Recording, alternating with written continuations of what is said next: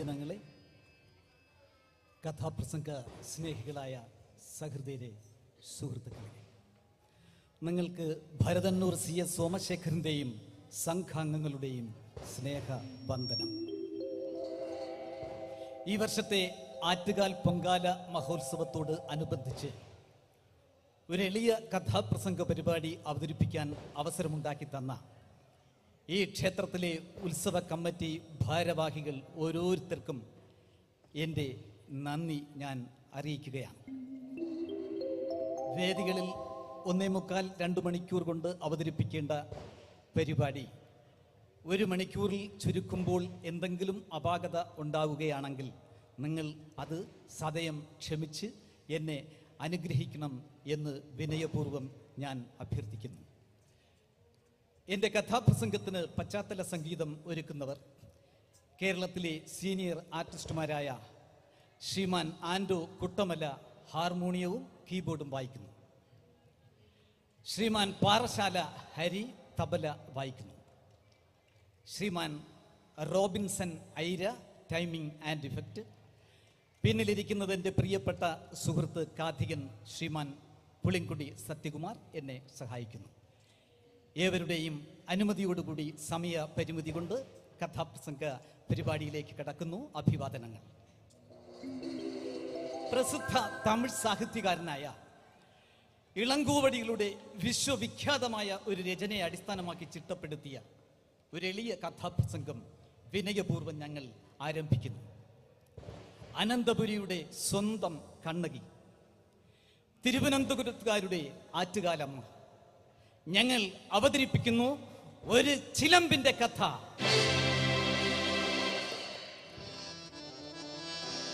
സിന്ധൂരാരുണ വിഗ്രഹം ത്രിനയനാം മാണിക്യമൗലീസ്ഫുര താരാനായക ശേഖരം സ്മിതമുഖീമാപീനവക്ഷോരുതം പാണിഭ്യാമളി പൂർണ്ണരത്നചഷകം രക്തോൽപ്പലം ബിഭ്രതിം സൗമ്യാം രക്തകടസ്ഥരക്തചരണം ധ്യായേ പരാമംബിക ധ്യായേ പരാമംബിക ധ്യായേ പരാമംബിക.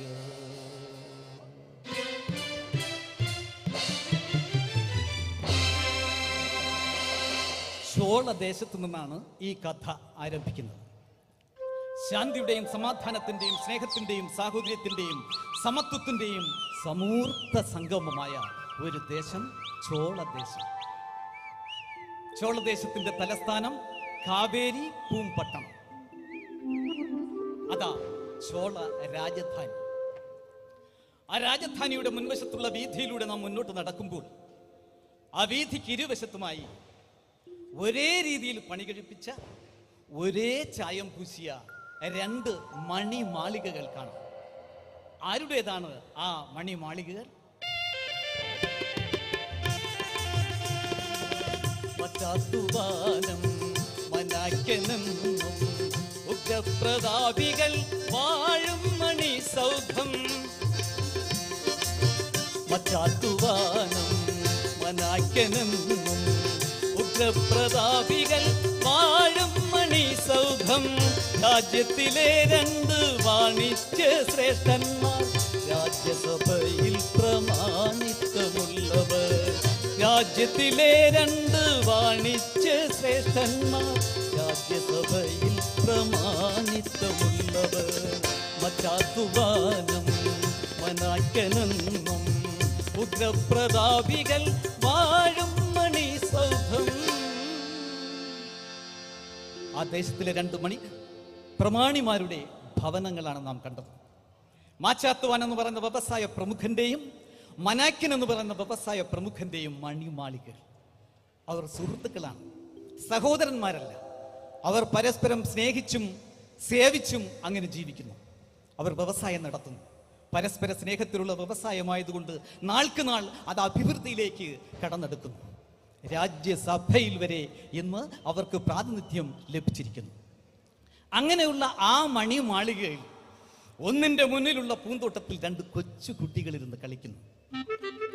പ്രഭാതം മുതൽ പ്രദോഷം വരെ ആ ദേശവാസികൾ കാണുന്ന ഒരു കാഴ്ചയാണ്.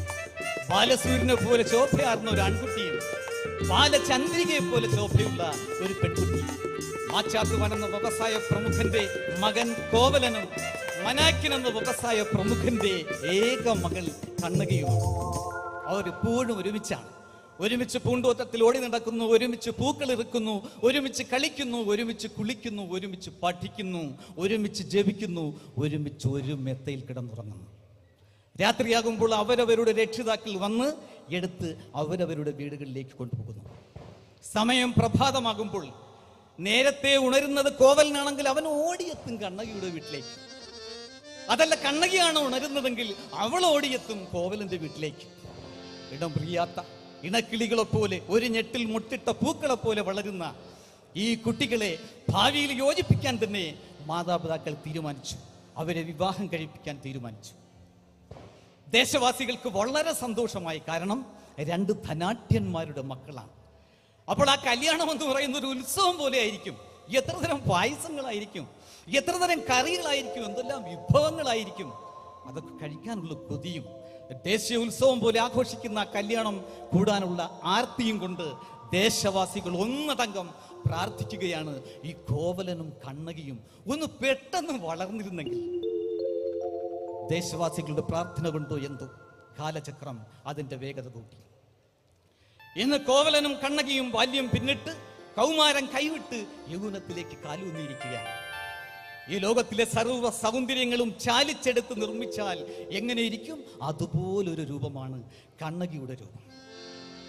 കണ്ണകി ഒരു നോക്ക് കാണാൻ ആ ദേശത്തെ പുരുഷജനങ്ങൾ ഒളികണ്ണുമായി എങ്ങനെ നോക്കി നിൽക്കുകയാണ്. ശ്രദ്ധിക്കൂ.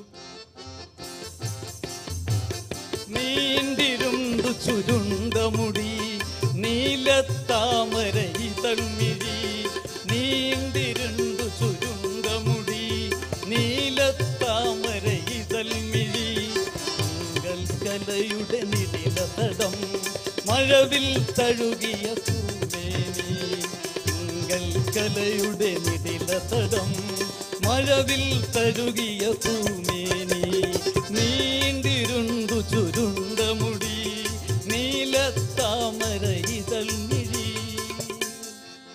കോവലനും അതിസുന്ദരനാണ്. ചുരുണ്ട് സമൃദ്ധമായ മുടി, തുടുത്ത കവിൾത്തടം, ചുവന്ന ചുണ്ടുകൾ, തിളക്കമുള്ള കണ്ണുകൾ, അരോഗദൃഢഗാത്രനായ ഒരു ചെറുപ്പക്കാരൻ കോവലൻ. അവൻ മന്ദം മന്ദം നടന്ന് കണ്ണകിയുടെ സമീപത്തേക്ക് വരികയാണ്. കണ്ണകിയുടെ സമീപത്ത് വന്ന് അവളുടെ ചുരുണ്ട് സമൃദ്ധമായ ആ മുടിക്കെട്ടിൽ മെല്ലെ അവൻ തലോടുന്നു.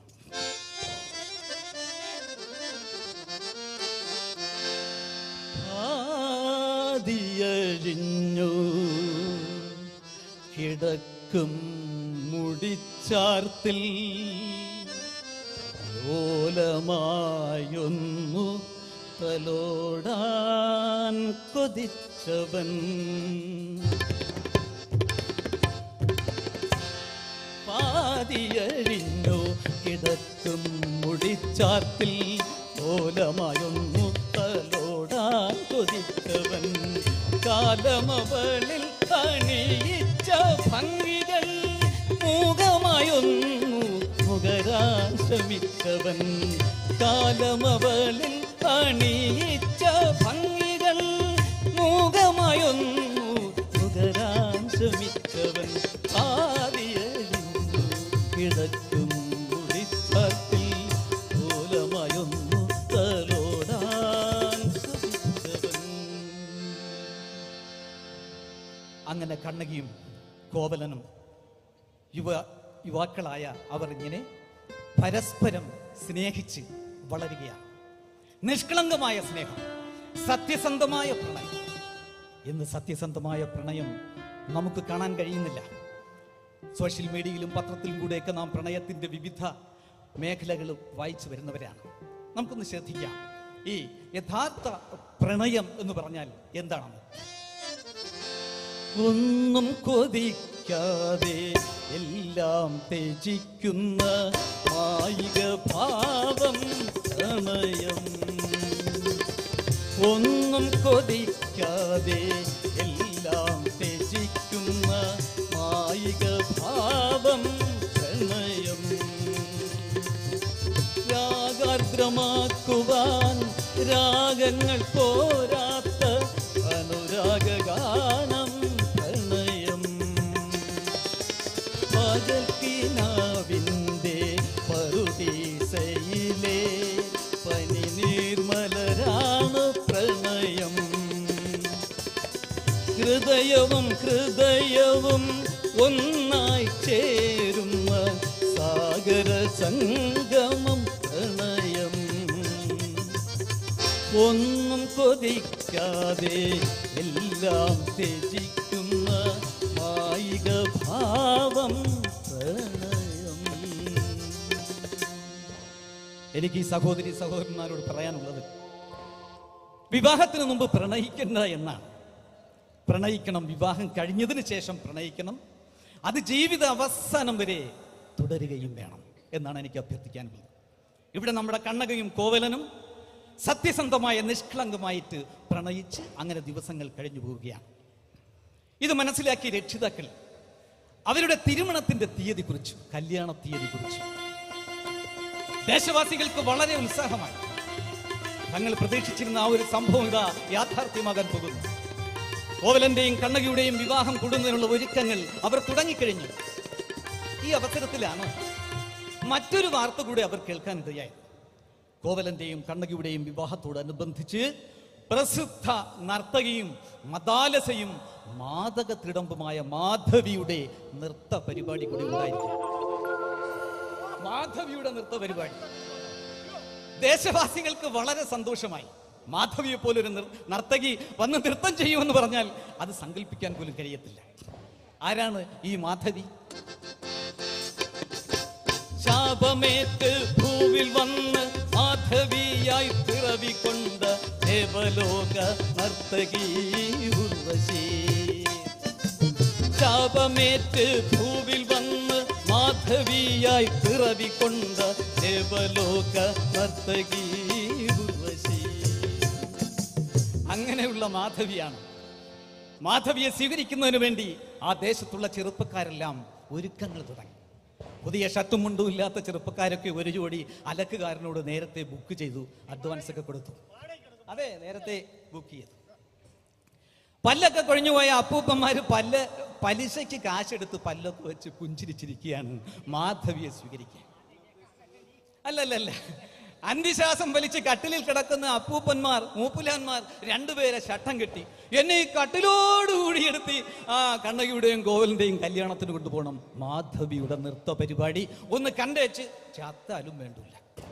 അങ്ങനെ ഇപ്പോൾ കോവലന്റെയും കണ്ണകിയുടെയും കല്യാണത്തെക്കാൾ മുഖ്യം മാധവിയുടെ നൃത്ത പരിപാടിക്കാണ്.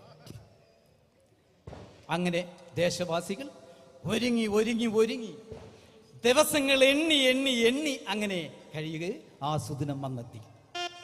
കോവലന്റെയും കണ്ണകിയുടെയും വിവാഹ ദിവസം. ഒരു ദേശം മുഴുവൻ ഒഴുകിയെത്തിയിരിക്കുകയാണ്. നിൽക്കാനും ഇരിക്കാനും സ്ഥലമില്ല. വിവാഹത്തിന്റെ ഒരുക്കങ്ങളൊക്കെയായി നാദസ്വരമേളമുയർന്നു, തകിൽനാദമുയർന്നു, ആർപ്പുവിളിയും കുരവയും ഉയർന്നു. കോവലൻ അഗ്നിസാക്ഷിയെ ആയി കണ്ണകിയുടെ കഴുത്തിൽ മംഗലസൂത്രം അണിയിച്ചു. വിവാഹം കഴിഞ്ഞാൽ നമ്മുടെ നാട്ടിലൊക്കെ ആളുകൾ ഒറ്റ ഓട്ടമാണ്. അത് തന്നെ, സദ്യാലയത്തിലേക്ക്. ആഹാരം ഇല്ലാഞ്ഞിട്ടല്ല, ആഹാരം കഴിക്കാനുള്ള ആർത്തി കൊണ്ടല്ല, അതങ്ങനെയാണ്. ഇവിടെയും ജനങ്ങൾ ഓടി സത്യാലയത്തിലേക്കല്ല, മാധവി നൃത്തം ചവിട്ടുന്ന വേദിയിലേക്ക്. മുമ്പേ ചെന്നവർ വേദിയിൽ മുമ്പിൽ തന്നെ സ്ഥലം പിടിച്ചു. പിന്നാലെ എത്തിയവർ ഇരിക്കാൻ സ്ഥലമില്ലാത്തത് കൊണ്ട് ഇരിക്കുന്നവരുടെ മടിയിലൊക്കെ കയറിയിരിക്കുന്നു. ചിലരുടെ പെടലിക്കൊക്കെ കയറിയിരിക്കുന്നു. അവരെയൊക്കെ പൊക്കിയെടുത്ത് ദൂരോട്ട് എറിയുന്നു. ആകെ ബഹളം. നീക്കാനും ഇരിക്കാനും സ്ഥലമില്ല. മാധവി എത്തിയിട്ടില്ല. മാധവി എവിടെ? മാധവി വരുമെന്നാണ് പറഞ്ഞിരിക്കുന്നത്. ഇതുപോലൊരു കല്യാണത്തിന് മാധവിയെ പോലൊരു നർത്തകി നൃത്തം ചെയ്യും വരുമെന്ന് വിചാരിച്ച നമ്മളാണ് മണ്ടന്മാർ. വരും എന്തായിരുന്നാലും നമുക്ക് അല്പം കൂടെ പ്രതീക്ഷിക്കാം, സ്വല്പം കൂടെ പ്രതീക്ഷിക്കാം. സമയം കുറച്ചാവുകൊണ്ട് ഉടനെ വരും. ഏതായിരുന്നാലും ആളുകൾ വായിൽ തോന്നിയ ശകാരങ്ങൾ വർഷിച്ചുകൊണ്ട് മടങ്ങിപ്പോകാൻ ഒരുങ്ങവേ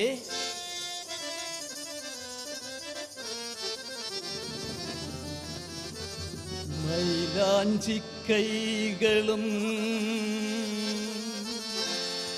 മാറിടവും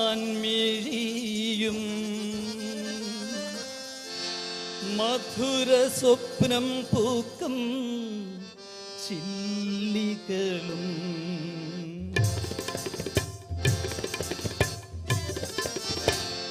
മൈലാഞ്ചി കൈകളും മാൻമിഴിയും മധുര സ്വപ്നം പൂക്കും ചില്ലികളും മൈലാഞ്ചി കൈകളും മാൻമിഴിയും മധുര സ്വപ്നം പൂക്കും ചില്ലികളും മഴവില്ലിൻ മാതക വർണ്ണമല്ലോ മദന മോഹിനി ആമണിക്ക് മഴവില്ലിൻ മാതക വർണ്ണമല്ലോ മദന മോഹിനി ആമണിക്ക് മൈലാഞ്ചി കൈകളും മാൻമിഴിയും.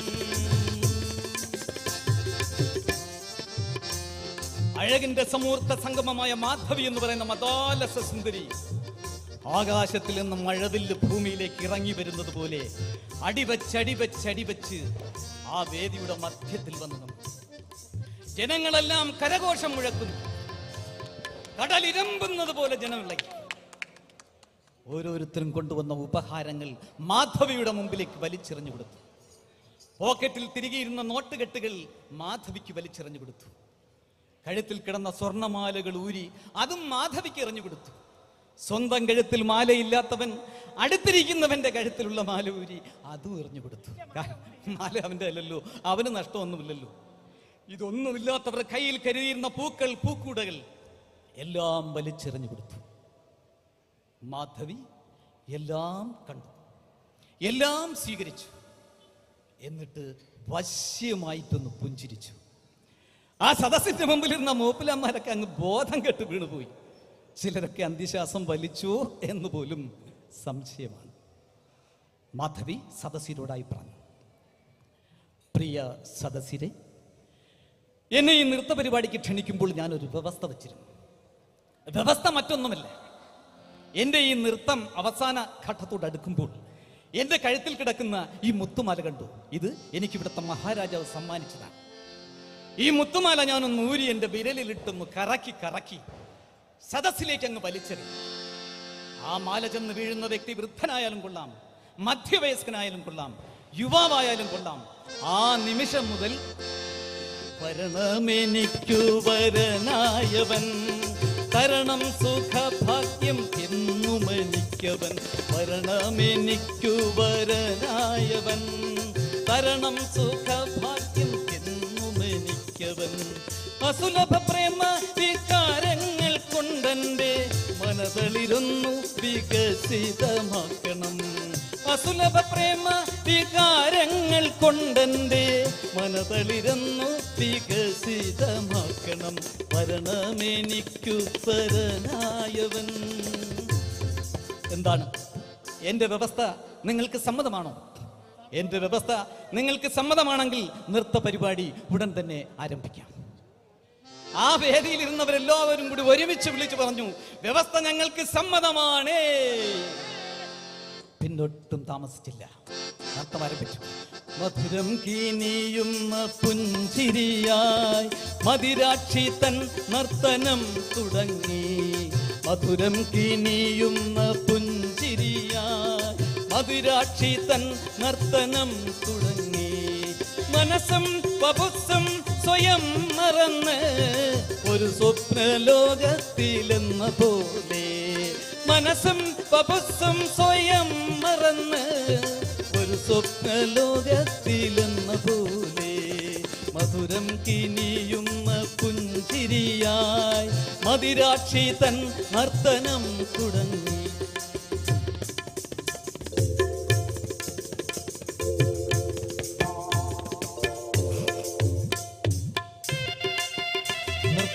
നൃത്തം ചെയ്ത് ആ നൃത്തത്തിന്റെ ഏതാണ്ട് അവസാന ഘട്ടത്തോട് അടുക്കാറായപ്പോൾ മാധവി കഴുത്തിൽ കിടന്ന മുത്തുമാല ഒന്ന് ഊരി വിരലിലിട്ടൊന്ന് കറക്കാൻ കറക്കി അത് സദസ്സിന്റെ മുമ്പിലേക്ക് വലിച്ചെറിഞ്ഞു. ആളുകളെല്ലാം കൊക്കുകളെ പോലെ തലയും നീട്ടിയിരിക്കുകയാണ്. മാല എന്റെ കഴുത്തിൽ വീഴണം, മാല എന്റെ കഴുത്തിൽ വീഴണം. മാധവിയെ എനിക്ക് സ്വന്തമാക്കണം, മാധവിയെ എനിക്ക് സ്വന്തമാക്കണം. ഇരുന്നിരുന്ന് പലരുടെയും കഴുത്തുളുക്കി. കഴുത്ത് തിരിക്കാൻ മേല, കഴുത്തിന് നീര് കൊണ്ടു. മാലയെങ്കേ മാലയെങ്കേ മാലയെങ്ങും കാണുന്നില്ലല്ലോ. ആരോ വിളിച്ചു പറഞ്ഞു, മാല കോവലന്റെ കഴുത്തിൽ. അസംഭവ്യം, അനീതി, അധർമ്മം അനുവദിക്കാൻ സാധ്യമല്ല. ഏതാനും നിമിഷങ്ങൾക്ക് മുമ്പ് കണ്ണകിയുടെ കഴുത്തിൽ മംഗല്യസൂത്രമണിയിച്ച കോവലന്റെ കഴുത്തിൽ മാല ചെന്ന് വീഴുക എന്ന് വെച്ചാൽ അത് ഈ ദേശത്തിന്റെ നീതിക്കെതിരല്ല, എതിർക്കണം. ഈ ദേശത്തിന്റെ ന്യായത്തിനെതിരാണ്, ധർമ്മത്തിനെതിരാണ്, എതിർക്കണം, അനുവദിക്കണം. ആരനുവദിച്ചാലും ഇല്ലെങ്കിലും കോവലനെയും കൊണ്ട് മാധവി ഈ ദേശം വിട്ടുപോകും. സദസ്സിന്റെ മധ്യത്തിൽ നിന്ന് മാധവി കണ്ണകിയും കോവലനും ഇരിക്കുന്ന സ്ഥലത്തേക്ക് പാഞ്ഞു വരികയാണ്. പാഞ്ഞു വന്ന് കോവലന്റെ കയ്യിൽ കടന്നു പിടിച്ചു. കർത്തവ്യതാമൂഢതയായിരിക്കുകയാണ് കണ്ണകി. ഒന്നും സംസാരിക്കാൻ പോലും കഴിയുന്നില്ല. അവൾ ഉച്ചത്തിൽ വിളിച്ചു, എന്റെ കോവല, എന്റെ കോവല. ആ വിളി പോലും കേൾക്കാൻ അനുവദിക്കാതെ മാധവി എന്ന് പറയുന്ന മദാലസ സുന്ദരി കോവലിനെ ഇതാ പിടിച്ചു വലിച്ചു കൊണ്ടുപോകുന്നു.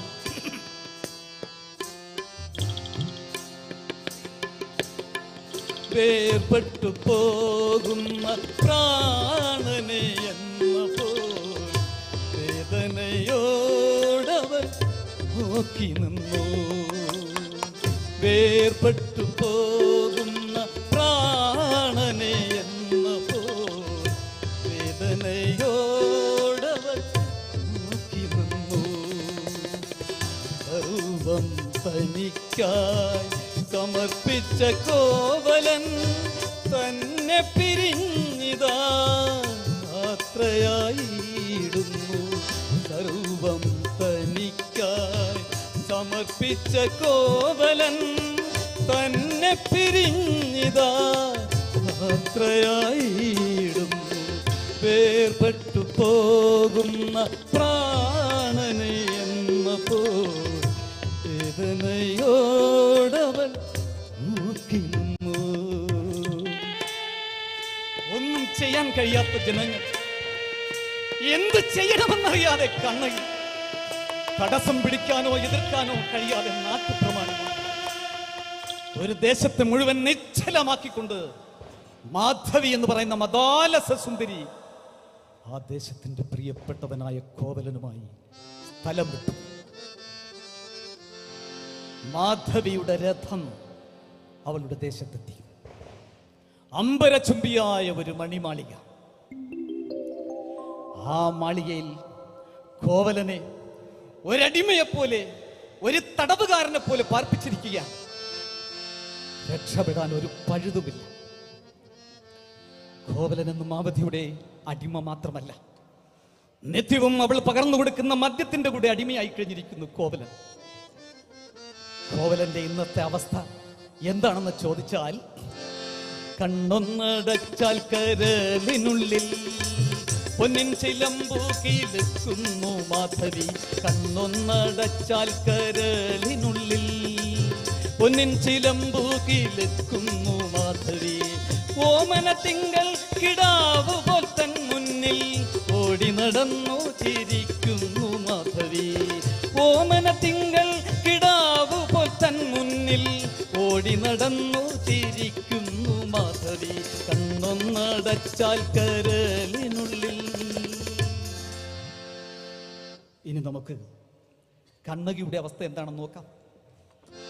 കോവലനെ ബലമായി പിടിച്ചുകൊണ്ടുപോയതിനു ശേഷം കണ്ണകി ആഹാര നീഹാരാദികൾ വെടിഞ്ഞ് ദിവസങ്ങൾ തള്ളി നിൽക്കുകയാണ്.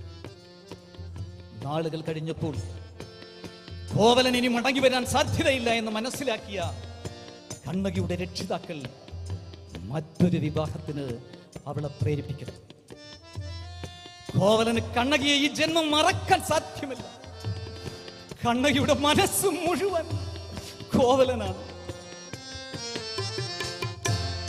ഒരു നോക്കു കാണുവാൻ, ഒരു വാക്കു കേൾക്കുവാൻ, ഒരുമിച്ചേരുന്നൊന്നു കഥ പറയാ. ഒരു നോക്കു കാണുവാൻ, ഒരു വാക്കു കേൾക്കുവാൻ, ഒരുമിച്ചേരുന്നൊന്നു കഥ പറയാൻ. ആവിരിമാറിൽ തലവച്ചുറങ്ങാൻ ആരോ മലാള് കൊതിച്ചുപോയി. ആവിരിമാറിൽ തലവച്ചുറങ്ങാൻ ആരോ മലാള് കൊതിച്ചുപോയി.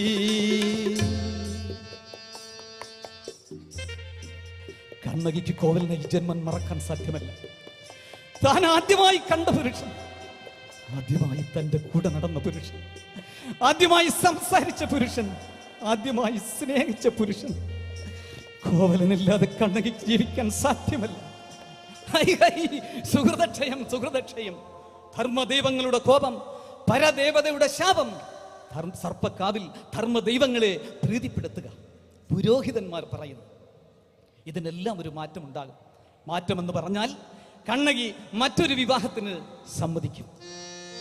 പുരോഹിതന്മാരുടെ നിർദ്ദേശമനുസരിച്ച് കണ്ണകിയുടെ രക്ഷിതാക്കൾ സർപ്പക്കാവിൽ സർപ്പപൂജ നടത്തുന്നു. തളിച്ചുകൂടെ നടക്കുന്നു. സർപ്പങ്ങൾക്ക് 100 പാലും കൊടുക്കുന്നു. പുള്ളുവനും പുള്ളുവത്തിയും എത്തിയിട്ടുണ്ട്. പുള്ളുവൻ വീണമേട്ടി പാടുന്നു, പുള്ളുവത്തി കുടമടിച്ച് കൂടെ പാടും.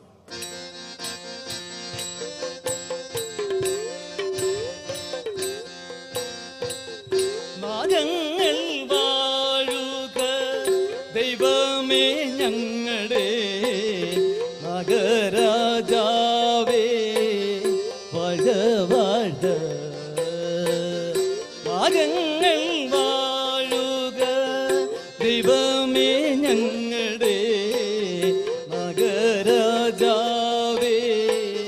വാഴ വാഴ. സത്യദൈവങ്ങളെ കാത്തുകൊള്ളേണമേ, സത്യദൈവങ്ങളെ കൈതൊഴാം കൈതൊഴാം.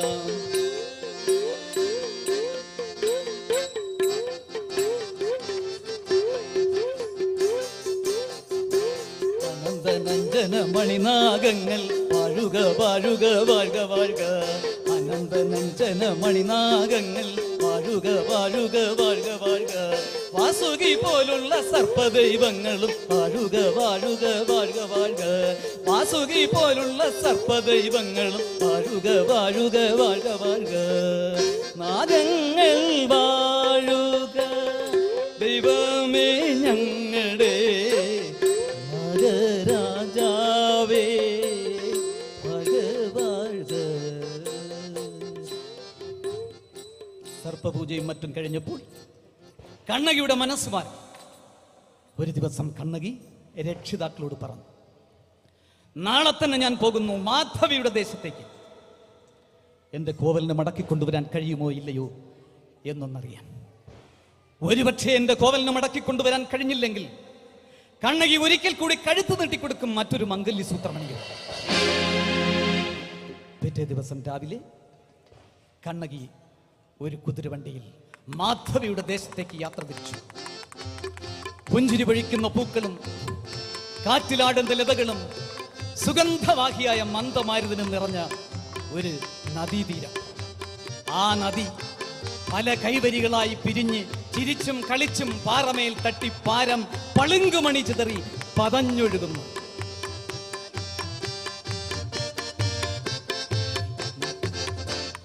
പാളികൾ സ്വയം ഉരുകി ഉരുകി പടരും. തിരമാലകൾ ഒരു കുളിരലയായി പടരും. പാളികൾ സ്വയം ഉരുകി ഉരുകി പടരും. തിരമാലകൾ ഒരു കുളിരലയായി പടരും. പുഴയായി പല വഴിയായി ഒരു പനി നീർമഴയായി ഒഴുകി കര തഴുകി കനലൊളി കാന്തികൾ വിതറി.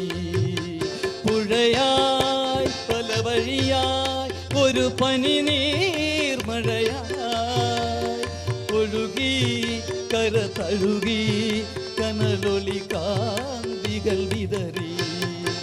പാളികൾ സ്വയം ഉരുകി ഉരുകി പടരും.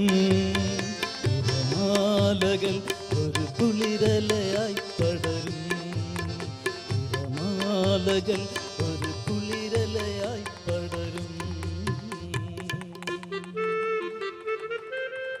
കണ്ണകി നാടുകളും തോടുകളും ദേശങ്ങളും ഒക്കെ കടന്ന് മാധവിയുടെ ദേശത്തെത്തി.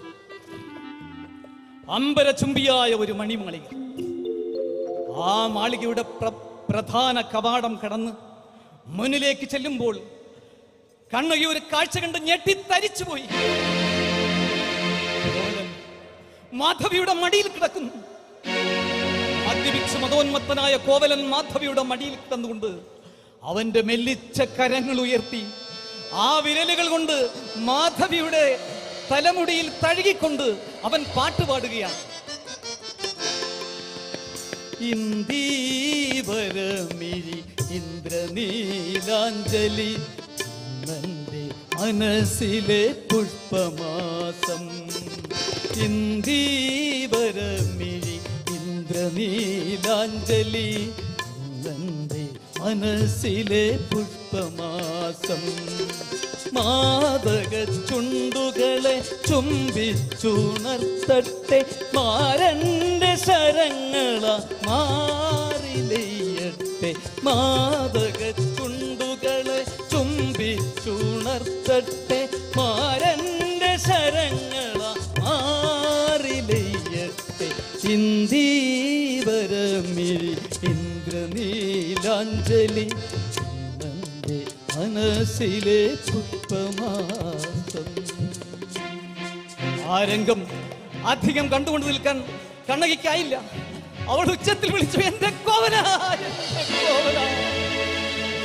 കോവലൻ ഞെട്ടിപ്പിണർന്ന് എഴുന്നേറ്റ് നോക്കുമ്പോൾ തന്നെ എല്ലാമെല്ലാമായ കണ്ണകി. കോവലൻ കണ്ണകിയുടെ അടുത്തേക്ക് പോകാനായി ഒരുങ്ങുമ്പോൾ മാധവി കോവലനെ തടഞ്ഞു. നീ എവിടേക്ക് പോകുന്നു? എന്റെ അനുവാദമില്ലാതെ ഒരടി നിനക്ക് മുന്നോട്ട് വയ്ക്കാൻ സാധ്യമല്ല. അടങ്ങി കിടക്കവിടെ. അഥവാ നീ ചലിച്ചാൽ ഈ നിൽക്കുന്ന മല്ലന്മാരെ കണ്ടു, അവർ നിന്റെ കഥ കഴിക്കും. കോവലൻ കണ്ണകിയും മാധവിയും തമ്മിൽ വാഗ്വാദമുണ്ടായി.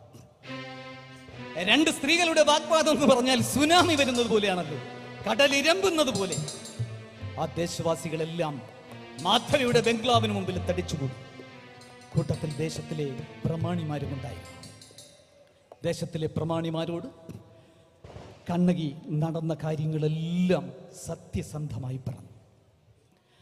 കാര്യങ്ങളെല്ലാം ശപിച്ച ശേഷം പ്രമാണിമാർ പറഞ്ഞു, മാധവി, നീ ചെയ്തത് അന്യായം. ഏതാനും ദിവസങ്ങൾക്ക് മുമ്പ് കണ്ണകിയുടെ കഴുത്തിൽ മംഗല്യസൂത്രം അണിയിച്ച കോവലനെ നീ തടങ്കലിൽ പാർപ്പിച്ചിരിക്കുന്നത് അന്യായം. അത് ഈ ദേശത്തിന്റെ നീതിക്കെതിരാണ്, ന്യായത്തിനെതിരാണ്, അധർമ്മമാണ്. അതുകൊണ്ട് കോവലനെ അവന്റെ പെണ്ണായ കണ്ണകിക്ക് വിട്ടുകൊടുക്കൂ. നാട്ടുപ്രമാണിമാരെ അനുസരിക്കേണ്ടി വരും എന്ന് മനസ്സിലാക്കിയ ബുദ്ധിമതിയായ മാധവി അടവൊന്നു മാറ്റി. പ്രമാണിമാരെ, മാധവി അനുസരണയില്ലാത്തവളാണ് എന്ന് നിങ്ങൾ ധരിക്കരുത്. നിങ്ങൾ പറഞ്ഞാൽ എന്തും മാധവി അനുസരിക്കും. ഈ കോവലനെ ഞാൻ സ്വന്തമാക്കിയത് ഒരു വ്യവസ്ഥ പ്രകാരമാണ്. അതുപോലെ കോവലനെ ഞാൻ വിട്ടുകൊടുക്കുമ്പോഴും എനിക്ക് ഒരു വ്യവസ്ഥയുണ്ട്. ഓഹോ, എന്താണ് നിന്റെ വ്യവസ്ഥ? കേൾക്കട്ടെ. തങ്കം കൊണ്ടൊരു പ്രതിമ തരേണം, നിന്നെങ്കിയോളം വലിപ്പത്തിൽ വേണം. 10ഉം 5ഉം നിലയുള്ള മാളിക പുത്തനായി പണിഞ്ഞു തരേണം. തങ്കം കൊണ്ടൊരു പ്രതിമ തരേണം. ഓഹോ, ഇതാണോ നിന്റെ വ്യവസ്ഥ? ഇത്രയേ ഉള്ളൂ? ഇല്ല പ്രമാണിമാരെ, ഇനിയുമുണ്ട്. അതുകൂടി കേട്ടുകൊള്ളൂ, അതുകൂടി കേട്ടുകൊള്ളൂ. മാധവി മന്ദിരം എന്നതിൽ നാമം നവരത്നമുത്തുകൊണ്ടെഴുതേണം. മാധവി മന്ദിരം എന്നതിൽ നാമം നവരത്നമുത്തുകൊണ്ടെഴുതേണം. മനസ്സിനി തന്നോടൊത്തു നടങ്ങ മാല മാലോകർ മുന്നിൽ ചെയ്യുക സത്യം, മനസ്സിനെ തന്നോടൊത്തു മടങ്ങാൻ. മാലോകർ മുന്നിൽ ചെയ്യുക സത്യം, തങ്കം കൊണ്ടൊരു പ്രതിമ തരേണം, നിന്നങ്കിയോളം വലിപ്പത്തിൽ വേണം. ദേശവാസികൾ അന്തം വിട്ടു നിൽക്കുകയാണ്. പ്രമാണിമാരെല്ലാം മൂക്കിന്മേൽ വിരൽ വെച്ച് നിൽക്കുകയാണ്. എന്താണിത്? പക്ഷേ ഒന്നും സംഭവിക്കാത്ത മട്ടിൽ കണ്ണകി മുന്നിലോട്ട് ചെന്ന് പറഞ്ഞു, മാധവി, നിന്റെ വ്യവസ്ഥകളെല്ലാം ഞാൻ അംഗീകരിച്ചിരിക്കുന്നു. എനിക്ക് ഈ ലോകത്തിലേക്ക് ഏറ്റവും വലുതാണ് എന്റെ കോവലൻ. നാളതുവരെ ഞാൻ സമ്പാദിച്ച എല്ലാ സമ്പാദ്യങ്ങളും നഷ്ടമായാലും എനിക്കൊരു പ്രശ്നവുമില്ല. പക്ഷേ കോവലനെ നഷ്ടപ്പെടാൻ ഞാൻ ആഗ്രഹിക്കുന്നില്ല. അങ്ങനെ ദേശവാസികളുടെയും നാട്ടുപ്രമാണിമാരുടെയും അനുഗ്രഹാശിസുകളോടുകൂടി കോവലനും കണ്ണകിയുമായിട്ട് ചോളദേശത്തേക്ക് പോകാനായി തിരിക്കുമ്പോൾ മാധവി വീണ്ടും പറഞ്ഞു, കോവല, ഒന്ന് നിൽക്കണം. കുറച്ചുനാൾ എന്നോട് താമസിച്ചതല്ലേ, ഇതുകൂടി കേട്ടുള്ളൂ. എൻ കടം വീട്ടാൻ നിവൃത്തിയില്ലെങ്കിൽ എൻ മുന്നിലെത്തണം വീണ്ടും എൻ കാന്തനായി.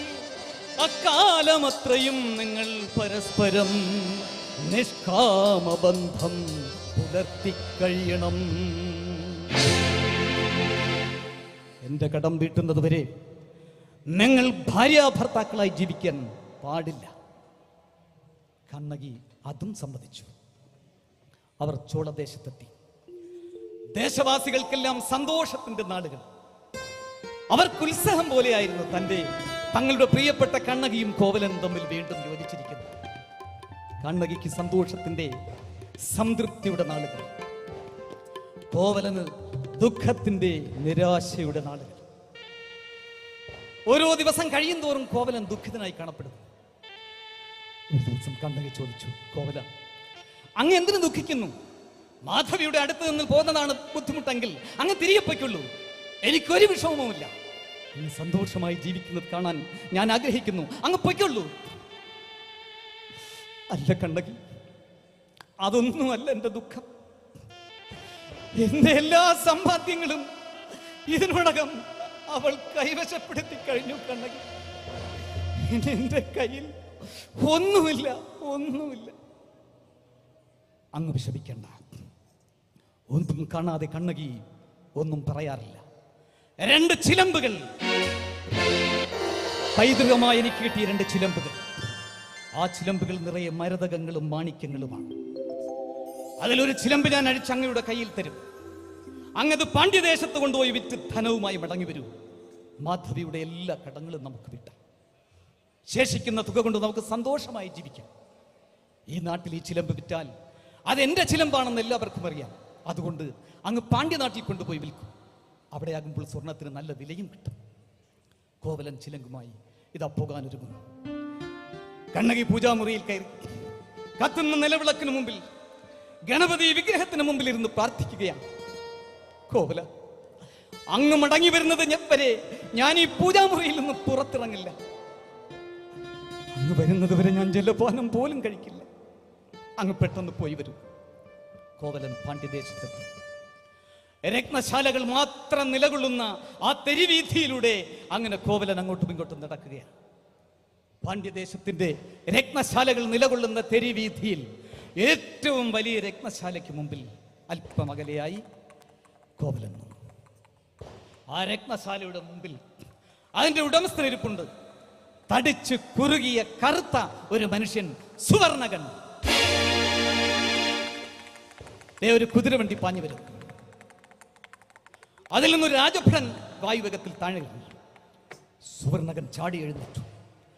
ഹേ സുവർണക, പാണ്ഡ്യ മഹാരാജാവിന്റെ പട്ടമഹിഷിയുടെ ഒരു ചിലമ്പ് താങ്കളെ നന്നാക്കാൻ ഏൽപ്പിച്ചിട്ട് നാളുകളേറെയായി. താങ്കൾ ഇതുവരെ അത് നന്നാക്കി കൊട്ടാരത്തിൽ തിരിച്ചേൽപ്പിച്ചിട്ടില്ല.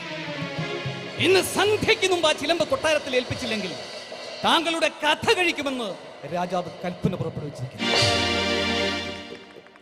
രാജഭടൻ വായുവേഗത്തിൽ പാഞ്ഞുപോയി. സുവർണകൻ നിന്ന് പേടിച്ച് വിറയ്ക്കുകയാണ്.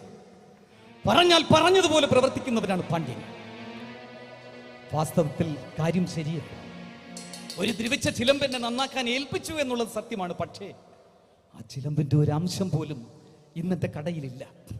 ഇന്ന് സന്ധ്യയ്ക്ക് മുമ്പ് ആ ചിലമ്പ് കൊട്ടാരത്തിൽ ഏൽപ്പിച്ചില്ലെങ്കിൽ പാണ്ഡ്യരാജാവ് തന്റെ കഥ കഴിക്കും. തന്റെ മാത്രമല്ല, തന്റെ കുടുംബത്തെ ഒന്നാകെ അയാൾ നശിപ്പിക്കും. അയാളുടെ കൈകൊണ്ട് മരിക്കുന്നതിനേക്കാൾ ഭേദം ആത്മഹത്യ ചെയ്യുന്നതാണ് നല്ലത് എന്ന് ചിന്തിച്ചുകൊണ്ട് സുവർണകൻ കടയുടെ ഉള്ളിലേക്ക് പയ്യെ നടക്കുമ്പോൾ അകലെ ഒരു വിളി കേൾക്കാം. ചിലമ്പ് വേണോ ചിലമ്പ്, ചിലമ്പ് വേണോ ചിലമ്പ്. സുവർണകൻ നോക്കുമ്പോൾ ഉയർത്തിപ്പിടിച്ച ഒരു ചിലമ്പുമായി ഒരു യുവാവ് നിൽക്കുന്നു. അയാളുടെ മനസ്സിലൊരു സന്തോഷം, ഒരു പ്രതീക്ഷ. ചെറുപ്പക്കാരാ, ചിലമ്പ് എനിക്ക് വേണം, കൊണ്ടുവരൂ കൊണ്ടുവരൂ, നല്ല വില ഞാൻ തരാം. യുവാവേ, കൊണ്ടുവരൂ. കോവലൻ ചിലമ്പ് കൊണ്ട് സുവർണകന്റെ കയ്യിൽ കൊടുത്തു. സുവർണകൻ അത്ഭുതപ്പെട്ടു പോയി. അത്രമാത്രം ദിവ്യത്വമുള്ള ഭംഗിയുള്ള ഒരു ചിലമ്പ് ഇതേവരെ സുവർണകൻ കണ്ടിട്ടില്ല. ഈ ചിലമ്പ് എന്റെ പത്നിയുടേതാണ്. ഈ ചിലമ്പ് ഞങ്ങൾക്ക് അടിയന്തരമായി കുറെ ധനത്തിന്റെ ആവശ്യമുണ്ടായിരുന്നു. അതുകൊണ്ട് ഈ ചിലമ്പ് ഇവിടെ വന്ന് വിൽക്കാമെന്ന് കരുതി. നന്നായി, ഇവിടെ വന്ന് വിൽക്കാമെന്ന് കരുതി. നല്ല വില ഞാൻ തരാം. പാണ്ഡ്യരാജാവിന്റെ പട്ടമഹിഷിക്ക് ഒരു ചിലമ്പ് വേണമെന്ന് എന്നോട് പറഞ്ഞിട്ട് നാളുകളേറെയായി. ഈ ചിലമ്പ് പത്നിക്ക് കാണുമ്പോൾ വളരെ ഇഷ്ടപ്പെടും, ഉറപ്പാണ്. അതുകൊണ്ട് താങ്കൾ അല്പസമയം എൻ്റെ കടയുടെ മുന്നിലിരിക്കൂ. ഞാൻ ഈ ചിലമ്പ് കൊണ്ട് രാജാവിനെയും രാജ്ഞിയെയും കാണിച്ച് തിരിച്ചു വന്ന് തന്നെയും കൂട്ടി കൊട്ടാരത്തിൽ എത്തിച്ച് കൈ നിറയെ രാജസമ്മാനങ്ങളും ധനവും വാങ്ങിത്തരാം. എന്താ, അല്പസമയം ഇവിടെ ഇരിക്കില്ലേ? ഇരിക്കാം, അങ്ങ് പോയി വന്നാലും. സുവർണകൻ ചിലമ്പുമായി പാണ്ഡ്യന്റെ രാജധാനിയിലെത്തി. ഹേ സുവർണക, നമ്മുടെ പത്നിയുടെ ചിലമ്പ് താങ്കൾ കൊണ്ടുവന്നിട്ടുണ്ടോ? ഉണ്ട് തിരുമനസേ. എവിടെ, കാണട്ടെ. ചിലമ്പ് കണ്ട് രാജ്ഞിയും രാജാവും അത്ഭുതപ്പെട്ടു പോയി. ഇത്രയും ദിവ്യത്വമുള്ള, തിളക്കമുള്ള, ഭംഗിയുള്ള ഒരു ചിലമ്പ് ദേവരെ കണ്ടിട്ടില്ല. ഈ ചിലമ്പ് കൊണ്ടുവരാൻ ഇത്രയും വൈകിയത്? പൊന്നുടേത് അങ്ങയുടെ രാജ്യത്തിലും ഇത്തരം അവസ്ഥയാണെങ്കിൽ എന്തവസ്ഥ? പൊന്നുടേത്, അടിയൻ ഈ ചിലമ്പ് നന്നാക്കി വളരെ നാളുകൾക്ക് മുമ്പേ കടയിൽ സൂക്ഷിച്ചിരുന്നു. അടിയൻ എന്തോ ഒരു ആവശ്യത്തിന് പുറത്തേക്ക് പോയ സമയത്ത് ഒരു കാട്ട് കള്ളൻ വന്ന് ആ ചിലമ്പ് മോഷ്ടിച്ചു കൊണ്ടുപോയി തിരുമനസേ. എന്നിട്ടെന്തേ നമ്മെ അറിയിച്ചില്ല? ഭയന്നിട്ടാണ്. എന്നിട്ട് കള്ളനെ കണ്ടുപിടിച്ചോ? കണ്ടുപിടിച്ചേ. ഈശ്വരാധീനം കൊണ്ട് ആ കള്ളൻ എന്റെ മുമ്പിൽ തന്നെ വന്നു പെട്ടു. അവനെ ഞാൻ തന്ത്രപൂർവ്വം പിടിച്ച് എന്റെ കടയുടെ മുന്നിൽ ഇരുത്തിയിരിക്കുക. അഞ്ഞ് സേവകന്മാരെ അയച്ച് ആ കള്ളനെ കൊണ്ടുവന്ന് കൊന്ന് കളഞ്ഞാലും തിരുമനസേ, ഇനി ഒരു കള്ളനും പാണ്ഡ്യ നാട്ടിൽ പ്രവേശിക്കരുത്. ആരെവിടെ? സുവർണകന്റെ കടയുടെ മുമ്പിൽ ഇരിക്കുന്ന കള്ളനെ ബന്ധിച്ച് നമ്മുടെ മുമ്പിൽ ഹാജരാക്കണം. കിങ്കരന്മാർ വളരെ വേഗം തന്നെ കോവലനെ ബന്ധിച്ച് പാണ്ഡ്യരാജസന്നിധിയിലെത്തിച്ചു. ഇവനാണോ നമ്മുടെ പത്നിയുടെ ചിലമ്പ് മോഷ്ടിച്ച കള്ളൻ? ഇവൻ ഒരുത്തനാണ് തിരുമനസേ, ഇവൻ തന്നെ. തിരുമനസേ, ഏ മഹാരാജൻ, അടിയൻ കള്ളനല്ല. അടിയൻ ആരുടെയും ചിലമ്പ് മോഷ്ടിച്ചിട്ടില്ല. അടിയന്റെ പേര് കോവലൻ എന്നാണ്. അടിയൻ ചോളദേശത്തുകാരനാണ്. അടിയൻ അടിയന്തിരമായി അല്പം ധനത്തിന്റെ ആവശ്യമുണ്ടായി. അതുകൊണ്ട് അടിയന്റെ ഭാര്യയുടെ ചിലമ്പുമായാണ് വിൽക്കാൻ വന്നത്. ആ ചിലമ്പാണ് ഈ രത്നവ്യാപാരി അങ്ങയുടെ പത്നിക്ക് ഒരു ചിലമ്പ് ആവശ്യമുണ്ടെന്ന് പറഞ്ഞുകൊണ്ട് ഇവിടെ കൊണ്ടുവന്നത്. അടിയൻ ഇതേവരെ മോഷ്ടിച്ചിട്ടില്ല, ഇനി ഒട്ടും മോഷ്ടിക്കുകയുമില്ല. അടിയൻ കള്ളനല്ല തിരുമനസേ. തിരുമനസേ, അങ്ങയുടെ പത്നിയുടെ ചിലമ്പ് മോഷ്ടിച്ചു എന്ന് മാത്രമല്ല, അങ്ങയുടെ മുമ്പിൽ നിന്ന് ഇത്രയും സധൈര്യം വർത്തമാനം പറയാൻ ധൈര്യം കാണിച്ച ഇവനെ കൊന്ന് കളഞ്ഞാലും തിരുമനസേ. ആരെവിടെ? നമ്മുടെ പത്നിയുടെ ചിലമ്പ് മോഷ്ടിച്ച ഈ കള്ളനെ ബന്ധിച്ച് കൊലക്കളത്തിൽ കൊണ്ടുപോയി അവന്റെ ശിരസ് ഛേദിച്ചു കളയും. ഇന്ദ്രന്മാർ കോവലന്റെ ബന്ധിച്ച് കൊലക്കളത്തിലേക്ക് കൊണ്ടുപോയി. ഈ സമയം പൂജാമുറിയിൽ ഇരുന്ന കണ്ണകി ഒന്ന് ഞെട്ടി. പൂജാമുറിയിലെ വിളക്കുകൾ പെട്ടെന്ന് അണഞ്ഞുപോയി. പൂജയ്ക്ക് വെച്ചിരുന്ന നാളികേരങ്ങൾ ഉടഞ്ഞു ചിതറി. പൂക്കളെല്ലാം വാടിക്കരിഞ്ഞു. പട്ട് വസ്ത്രങ്ങൾക്ക് തീ പിടിക്കുന്നു. അപകടം, അപകടം, അപകടം! എന്റെ കോവലൻ എന്തോ അപകടം പിടഞ്ഞിരിക്കുന്നു. കണ്ണകി എത്രയും പെട്ടെന്ന് പൂജാമുറിയിൽ നിന്നും വെളിയിലിറങ്ങി. എരുമെഴികളും പൂട്ടി അവൾ ഒരു മനോസഞ്ചാരം നടത്തി. കണ്ണകിക്കെല്ലാം മനസ്സിലായി. കണ്ണകി ഓടുകയാണ്, പായുകയാണ്. പാഞ്ഞു പാഞ്ഞ് ഒഴുകി ഒഴുകി ഒഴുകി ഒഴുകി അവൾ പാണ്ഡ്യദേശത്ത് ചെന്നപ്പോൾ അവിടെ ഒരാൾക്കൂട്ടം. എന്താണ് അവിടെ ഒരാൾക്കൂട്ടം? അറിഞ്ഞില്ലേ? പാണ്ഡ്യരാജാവിന്റെ പട്ടമഹിഷിയുടെ ചിലമ്പ് മോഷ്ടിച്ച കള്ളനെ പിടിച്ചു. അവനെ ഇന്ന് ജനങ്ങൾ കണ്ടേ ശിരസ് ഛേദിച്ചു കളയുകയാണ്. ആ കള്ളന്റെ പേര് എന്താണെന്ന് അറിയാമോ? ചോളദേശത്തുകാരനാണ് പോലും, കോവലൻ.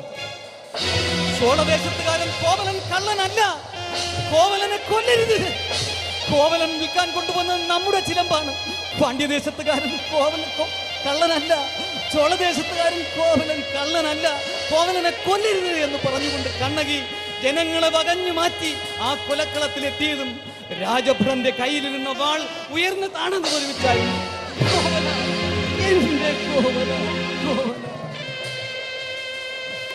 കോവലന്റെ ശിരസറ്റ് ആ ഭൂമിയിൽ കിടന്ന് പിടയുകയാണ്. ക്രമേണ